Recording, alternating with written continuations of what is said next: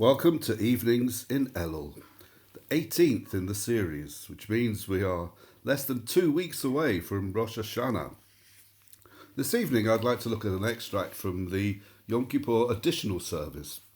I've mentioned this before as being one of my favourite services, and this is a section from the beginning of the service which talks about how human beings had a choice between living peacefully and in harmony together or fighting with one another. And sadly, we seem to have gone pretty much for the latter choice throughout most of history. And the idea that when Abraham was called by God to be the founder of what was going to become the Jewish people, somehow the expectations that were given and placed upon the Jews were that they should be the makers of peace and bring harmony to the world. So the additional service begins at the very beginning of creation, really, and then the emergence of human beings onto the earth millions of years ago, and reflects on the development of humanity after that. Human growth came not by might nor by power, but by your spirit, the thirst for knowledge, the urge to create, the passion for justice, the will to give love and loyalty. Sometimes we have seen this and lived at peace with one another, seeking a common good.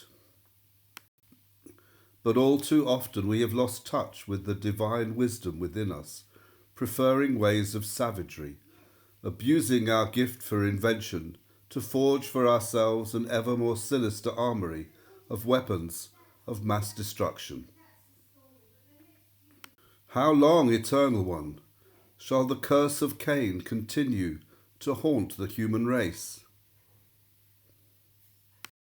How long shall Abel's blood, the innocent blood, cruelly shed in countless wars, plead all unheeded that we are brothers and sisters, and every one the keeper of every other? Cannot the race, whose mind and will explore the far reaches of the universe, do equal wonders on its native earth? Though our deeds are stained with blood, this we know. You have set in the inmost sanctuary of our being your law of justice, love, and peace. The flame which burns upon that altar may flicker, but it can never be quenched, for that flame is your eternal spirit, burning within us. Long ago, but well we remember it, you inspired a people, the house of Israel, to recognize that flame and minister to it as a kingdom of priests and a holy nation. This was to be the meaning and the message of their existence. This was the calling of him who gave up home and hearth to found a nation pledged to do your will. Then the Eternal One said to Avram, "Go forth from your country and your birthplace and your parental home to the land that I will show you. And I will make of you a great nation.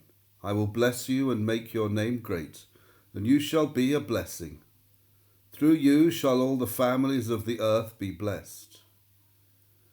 You are Israel, my servant, Jacob, whom I have chosen, seed of Abraham, my friend, you whom I took from the ends of the earth and called from its four corners, to whom I said, you are my servant." So there it is, in just a few short passages and a few slides, the charting of hundreds, even thousands of years of Jewish history, where human beings, having had the opportunity of living together in harmony, instead used the gifts they'd been given to form weapons, ever more ingenious ways of killing other people and establishing their superiority over them.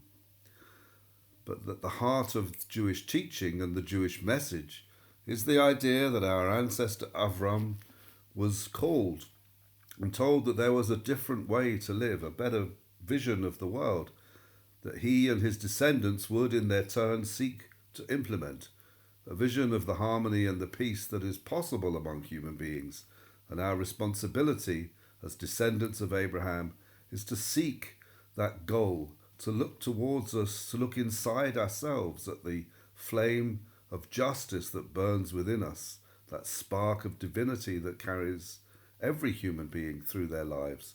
But we particularly have a responsibility to search for it and to seek to implement it in our lives and in our world. So may we all do our part to make sure that that message of peace, however it may work in our own individual circumstances, be manifested in our lives and become part of the world around us. Adonai yishmor tzeitenu uvoenu me'ata v'ad olam. Pray that God will guard our going out and our coming in now and always. Amen. Laila Tov, and stay safe.